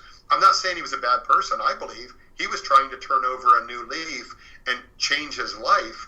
And sadly, he moved into the worst environment possible for him, So I think he was greatly affected because he already had open doors that could be exploited, and of course then he ends up dying a few months after moving into the house. Well, there could also be black magic involved as well, besides, let alone the Ouija board, there could be black magic. You don't know anybody. What they do in their home is what they do, and you just don't know anyone. Now, do you believe that house is cursed? Yes. Oh, you do? No question in my mind about it. Okay. I have no doubt about it whatsoever. It's crossed my mind that it's even a portal. I will tell you this, at the very least, as long as that blood is in the basement, nobody's going to get rid of what's there, because the guy shed his own blood. There's something attached to that, and it has a right to be there as long as that blood is there. But, like a police officer told me clear back in 2010, he said, you might get rid of the blood, but he goes, somebody shoots himself, stuff goes everywhere. He said there could be stuff splattered that you don't even know. You don't even know that it's there. And he goes, if you're thinking something's attached to that, good luck. Because he said you probably can't find it all, So there is that thought as well. But I think you're not, I do feel like the place is a bit of a portal. I do believe that. How are you doing? Have you been affected? I'm doing well. I mean, I do, I accept when you deal with this stuff, you get messed with, I have things currently, and the more I work on the book, the more things I have happen that I cannot explain. But, I do have incidences in my own house. Not that I believe my house is haunted. I believe, for one thing, I think I have ticked off some people that are dabbling. You just mentioned black magic. I have gone head to head with some people, and I won't elaborate, that I know are into the occult, that I know are into demonic things, and they do not like me. And I know things did not turn out well for them when they went head to head with me. And I'll give you an example. I have a recording studio at my house. It's disconnected from my house. You have to go through 3 locked doors to get inside. I'm the only person with keys to get in there, okay? After one of these incidences where, I had a major victory, I went into my studio one day, and there's a dead sparrow laying on the floor. Now, when and I never understood this, but I know I've heard multiple times over the years when you deal with satanic things, Satanists, like if they bump somebody off, there's a sacrifice or whatever, they will leave bird feathers. Leaving a dead sparrow is either a warning or a threat. There's no explanation for how it got in my studio through 3 locked doors. There's no openings. That studio is so sealed because I record music. I don't want to hear what's going on outside, and I don't hear anyone outside to hear my guitar amps cranked up or whatever, So you don't hear what's going on outside. That room is very well sealed. So how did a dead bird, a dead sparrow, get into my studio? I have no explanation. It had to be paranormal. Okay, is a dead sparrow also a sign of something? It's a message? Does it give off, as far as the occult or paranormal, does it give a message? Is it giving a message to you? I believe it's a threat. A threat? Yes. Oh my God. I believe that wholeheartedly. I had a situation, and again, I won't go into great detail on what the situation was, but I was dealing with something where I definitely did the right thing. I stood my ground. I did something that was the right thing to do. And didn't make some people that were very evil very happy with me. I did what was legally right, and I did the right thing. I began being called by someone shortly thereafter, begging me to help them with their house. They started calling. They knew my work schedule. They started calling me in the middle of the night after I left work and begging me to come to this house and help them. And they sent me video that supposedly proved the house was haunted, supposedly showed paranormal activity. So I showed the video to 2 people I trust, and I showed them independently of each other, and I said, "What do you think of this?" With no hesitation, they watched the video, each one of these people, and they said, "Do not be involved with this. You're being set up." I said, "That's what I think." And they said, "You're being set up. Don't go to that house." So, of course, I did not. The individual that was contacting me started saying, "You named a price. I'll give you any amount of money to come to this house. I'll give you $5,000 cash if you show up for 1 hour." I said, "No, thanks. I'm not helping you." I said, "I already told," because I explained to him how to deal with it. I even referred him to another deliverance minister. But no, they were bound and determined. I was coming to this house in a strange area where I know no one, with the promise of giving me $5,000 to get rid of what's in the house. And number one, you can't do it in an hour. Number two, I had told him up front, I do not charge to help people with their house. So, he's like, I was being lured there for something bad. No question in my mind about that, But I believe, number one, Holy Spirit gives you discernment. And I believe God was saying, don't do it. This is not somebody that needs help. This is somebody setting you up. And I believe also through two friends that, have my back. They told me the same thing. Do not do this, Now, it's funny because I've helped other people with houses. The one individual has gone to some of those places with me, But this house, he said, don't do it. Do not do this. So, I do think when you engage in spiritual warfare and you stand up against people involved in black magic and Satanism and all that stuff, you're going to have enemies. There's people that want you dead. It's that simple. Again, sounds crazy. I have evidence. I save all the messages. I save the videos I was sent. I have pictures of the dead bird that I found in my studio, So the bottom line is there's a war that is going on. That's what I believe everything comes down to. There is a war on this earth between good and evil. And I believe good is God, Jesus, the Holy Spirit, the angels, the saints, and evil is the devil, the demons, forces of darkness. And I believe we are all engaged in that war in one way or another. And I believe, if you've chosen, I'm going to fight the good fight, you have a target on your back, but so be it. You're doing what you're called to do. And that's where I feel that I am. It doesn't make me any better than anybody because I know I'm not, but I'm someone who recognizes that fight and I'm willing to fight. So it is what it is, Patrick, that other, the show we did in 2016, your other book, let me see if I could find it. Oh, here. The book, Nightmare in Holmes County, that was oh my God, what a story that was. Is there any other updates on that?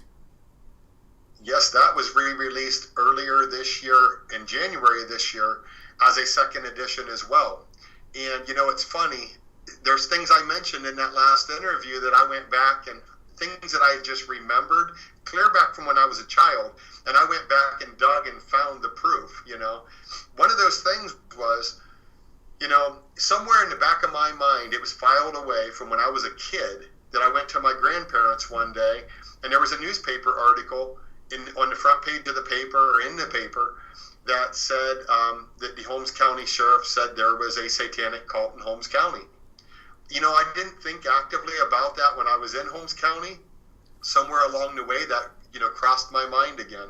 And I mentioned that in that last interview. But I actually went back in the second edition of the book, among other things, I went back and I found that article, and it was from 1983. And I put that article in the book, and it's stating how they found a dead horse that was decapitated, but there was no blood at the scene. That's what Satanists do. They take the blood. And that article is reprinted in the second edition of Nightmare in Holmes County. There's a photograph that's in the second edition of it's a picture that was taken at a satanic meeting site that I spoke of, and we showed pictures on the last interview of this meeting site. Well, a friend of mine took a picture. He's the person that took me there first, and him and his brother had gone there years earlier, and they took a picture of what they found when they got there. They saw a satanic cult off in this field. It's the Amish property. Mm-hmm. It's they're the ones who live there. They're the ones that are doing this. Mm-hmm. And they saw a burning pentagram in the field, and they saw people standing around the fire in black robes, and he took a picture of it from the road.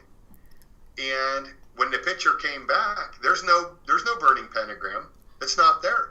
No. But they said, well, that's weird. The picture is all black, but at the bottom of the picture, you can see the edge of the road and the fence line, but there's no burning pentagram. There's no people. And then they said, well, what's over here on the side of this picture? It looks lighter than the other. It's slightly lighter. So they lightened the picture. Now, that is only going to expose what's there that is hidden through the picture being dark. It's not going to change what is there. It's just going to make it more obvious what is there. When they lighten the picture, you can see a face. It looks spiritual. It looks like a spirit, and you can see it staring at you, like it's on the left-hand side of the picture.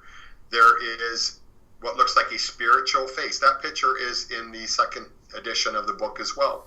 But it's funny, I believe that whatever that spirit was, it was blocking them from being able to see the pentagram, and it wasn't planning on its face being able to be seen, because it was only seen through them lightening the picture. But, that picture is included. There's pictures of a haunted cemetery in Holmes County and stories about that. And the whole point was, I'm just reinforcing that the occult, Satanism, witchcraft, all that is alive and well in Holmes County among the Amish. Wow. I will tell you another interesting point. 2017, I contacted Oren Pelly, who's the producer of the Paranormal Activities movie. And I sent him my video trailer. And I said, hey, if you're ever interested in doing a story or a movie on a true story, this book is completely true. Here's a video trailer about the book, Nightmare in Holmes County. And I said, I will tell you up front, I do write from a Christian perspective, but this story is completely true. And he responded, this was in October of 2017, and he said, thanks, but I'm not interested in any new material or any new projects. Now, I find it a coincidence that in October of 2021, the new Paranormal Activity movie came out, and it has a crowbar subject change from the other movies. I mean, it's completely different. It's not related to any of the other subjects, the other movies, which were all related to each other. And the new edition has, it's about, satanic activity among the Amish. I'm not saying that it came from that, me pitching that to him, but I'm not saying it didn't either. I'm finding it a huge coincidence, however. So, it's definitely interesting, but I think if nothing else, that proves the point. This stuff really is going on. It is prevalent among the Amish. I'm not saying they all do it, but it is prevalent among the Amish. Is that a well-known fact about the satanic with the Amish? I'm going to say this. It wasn't before I wrote the first edition of Nightmare in Holmes County. It was a very closely guarded secret. And, there's multiple movies that have come out after that I personally think would have probably never been made that's my opinion. You got, there was a movie, I think it was called The Gathering or something like that. I can't remember the name off the top of my head, but it was full on about Satanism and all this occult activity among the Amish. That was a full movie. You have the TV series on Lifetime called Witches of Holmes County. Now you have the Paranormal Activity movie, the brand new one, that is, a storyline created about that kind of activity among the Amish. I'm not saying it goes, exactly hand in hand with my story, but somewhere along the lines they got the idea to do a movie based on that, So it's interesting to say the least, Well, let's do a show next year on that the other book, because that one is really amazing. That story was creepy, gave me the creeps, and the viewers will love the story on that one as well. So absolutely.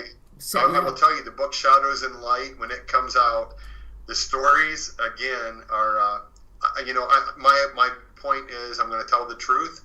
I'm going to tell you stories that are probably going to scare you, but I'm also going to share the truth, and I'm also going to share hope. How do you deal with these things? But the book is going to it's going to shake people, I believe. And these books can be purchased on Amazon, and I have, under the video, I have the link, and I have the link to the trailer to tonight's show as well. Oh my God, Patrick, I love having you on the show. I love being on the show. Thank you. Thanks. And happy holidays, Merry Christmas, Happy New Year, and I'll get a hold of you and we'll set up a show for next year, okay? Very good. I'm looking forward to it. God bless you, and Merry Christmas and Happy Holidays to you. Thank you, too. I'm really looking forward to having you back. Thanks, Patrick. Thank you so much. Good night. Good night.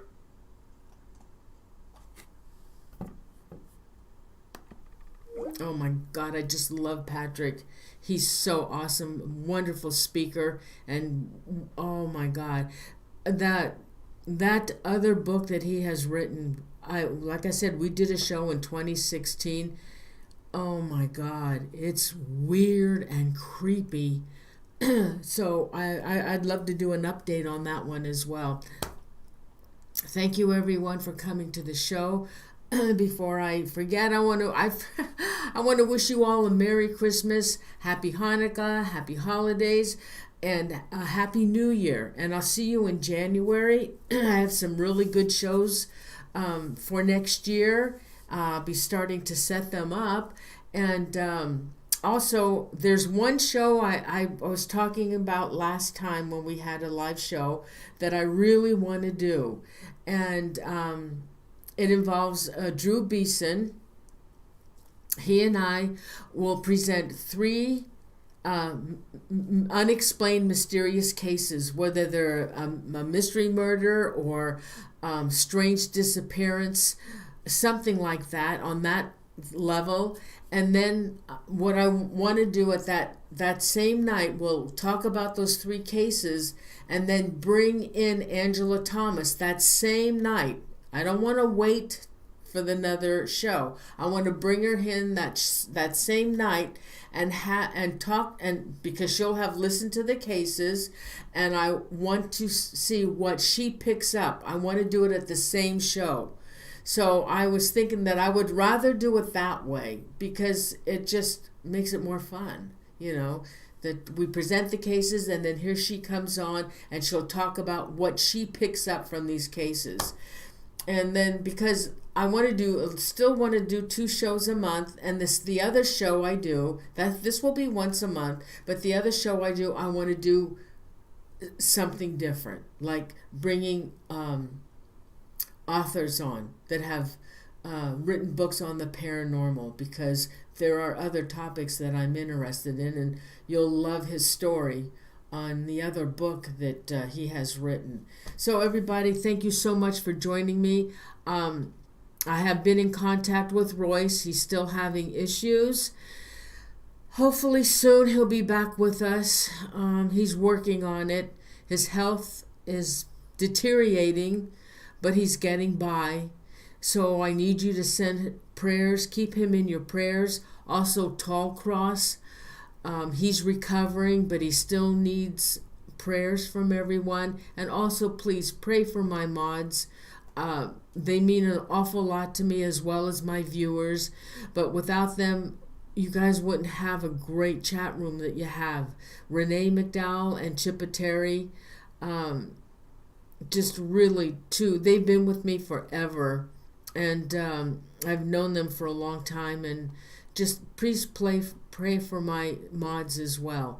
So everybody, thank you again so much for being here. I really enjoyed the show. And Chris, I just got a new a new email contact from you. Hey, you know what? I don't always have time to send out email reminders. So all you have to do is subscribe. If you subscribe, you'll find out when I'm going live. It's so easy.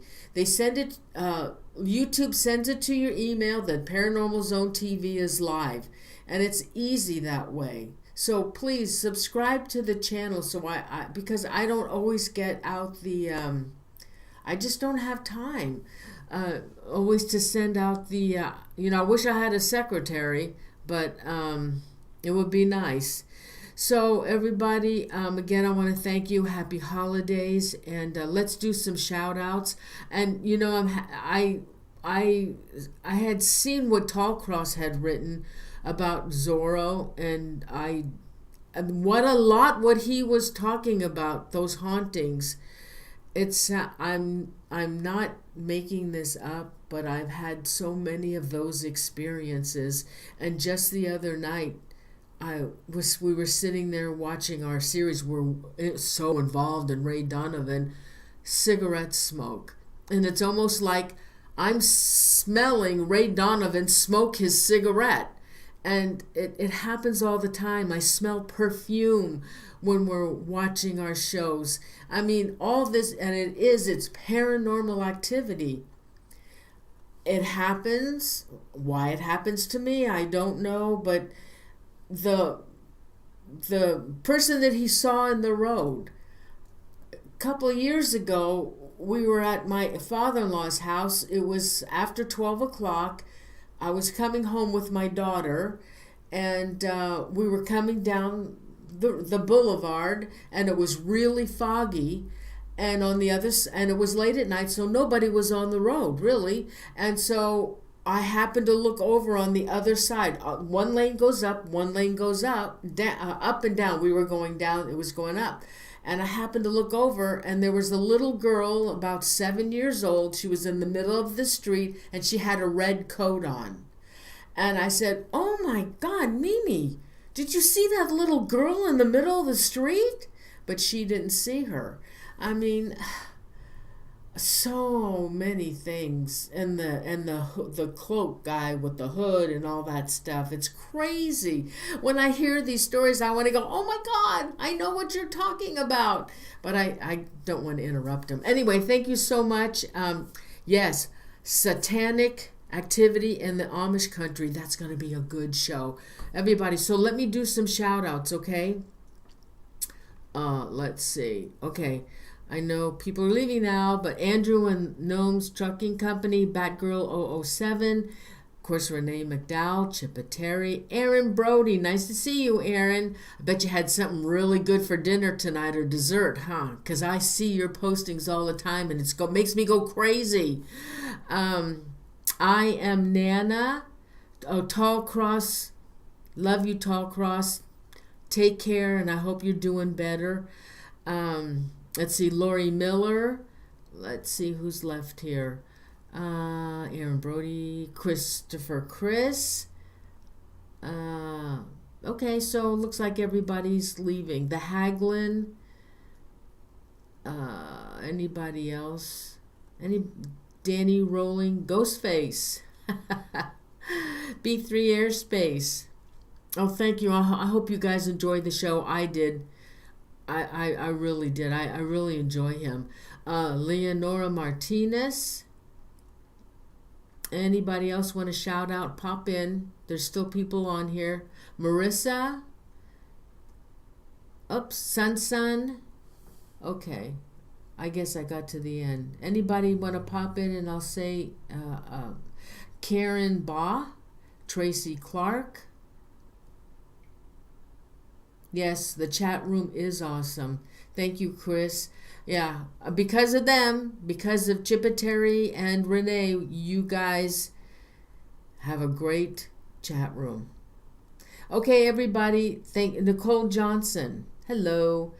Okay, everybody, I'm going to go now. Thank you so much. I love you guys. Group hug. And I'm really excited to return in 2022. 2022 will start 19 years of live broadcasting with ParanormalZoneTV. I created ParanormalZoneTV 19 years ago in February of 2008, I think it was. So, yeah, something like that. I can't remember. Anyway, so guys, see you next year. Love you guys. Good night. Thank you so much for being here. I really appreciate it. Thank you very much. And don't forget to subscribe. You'll get notified, okay? Thank you guys. Love you. Good night.